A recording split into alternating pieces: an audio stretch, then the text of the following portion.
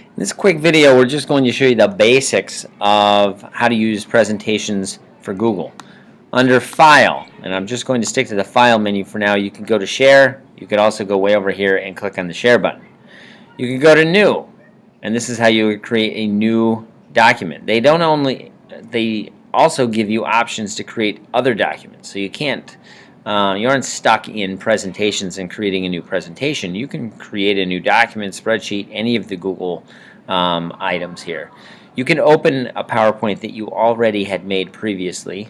This isn't PowerPoint, I keep saying that, but it's Google presentation. You could rename it, or you can go up on top and click here and rename it that way. You can move it to a folder. So if you've made this and you haven't given it a nice spot for it to be, this is kind of like going to Save As because you're choosing the location. Move to trash. If this has just turned out to be a really bad presentation, you want to get rid of it, or you open it up and realized this is something you want to throw in the trash, you can move to the trash right here. You can import slides from a different presentation that you had already made. You can see your revision history. We're going to come back to that. That is the best thing here. We'll come back to that last. Language. You can change the language, which will give you some different characters, but for most of us, you'll never even notice a difference if you do that. Download as. This is amazing. If you're familiar with these formats, this is a really powerful thing to have. The first one, you can make this into a PowerPoint if you want to use it as a PowerPoint. And so that's a really nice tool to have for those of you who have PowerPoint on a machine or maybe somewhere where you don't have internet and can't get your Google presentation. You can change it into a PDF. So if you have a one-slide PowerPoint and you want to make it so that no one can change it, you can basically make it a PDF, which is a type of picture, and it's going to look great. Scalable vector graphic. I love that they made this available. A vector graphic, if you're not sure, vectors are lines, and so the computer defines everything as a line when you save it as this, and you can make it as big as you want and it won't lose quality. This is awesome.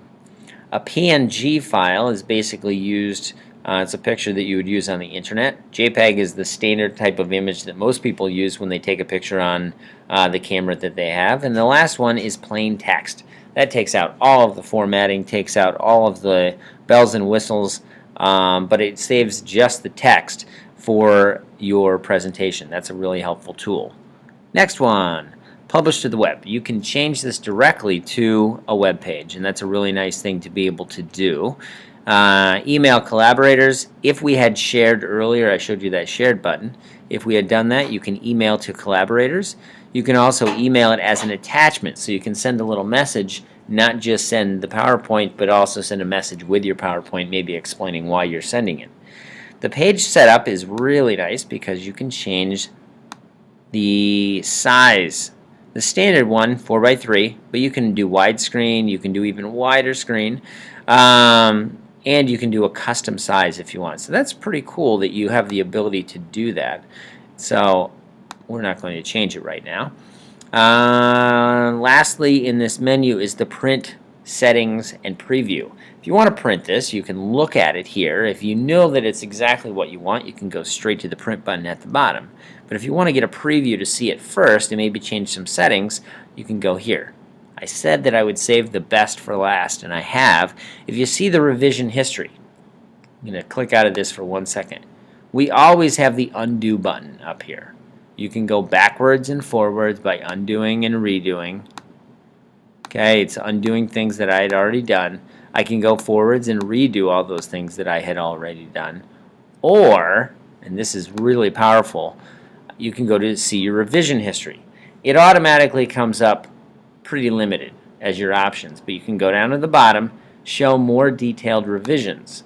This gives you pretty much every move you made blow by blow as you created your PowerPoint, your document. It's not a PowerPoint, it's a presentation, but all of your Google Forms, your Google Docs, all have this revision history, and it's amazing because you can go back in time.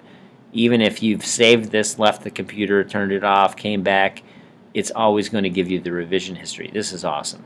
So if I want to click way back in time, I can see, wow, that was a long time ago in my creation of this PowerPoint, or this presentation rather.